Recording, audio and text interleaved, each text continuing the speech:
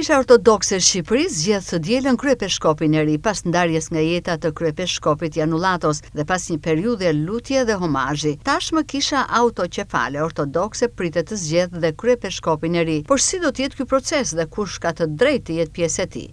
Jani Tereziu tregonte mënyrën se si do të zgjidhet kryepiskopi. Sipas tij, janë 7 mitropolit në të gjithë vendin dhe përzgjedhja do të kryhet mes tyre dhe janë pikërisht ata që kanë të drejtën e votës. Ka dalë informacioni zyrtar nga faqja zyrtare të Kishës Ortodokse të Shqipërisë, e cila ditën e diel datë 16 organi më i lartë i Kishës, Sinodi i Shenjtë, do të mblidhet, sepse është i vetmi organ kompetent i cili do të zgjedhë me votim të lirë kryepiskopin e ri të ardhshëm të Shqipërisë. Procedura e kësaj. Atëherë në Shqipëri janë 7 antarë të Sinodit, që quhen mitropolit, të cilët kanë të drejtë, vetëm ata të drejtë vote për të zgjedhur një nga të 7-ët si kryepiskop i Shqipërisë.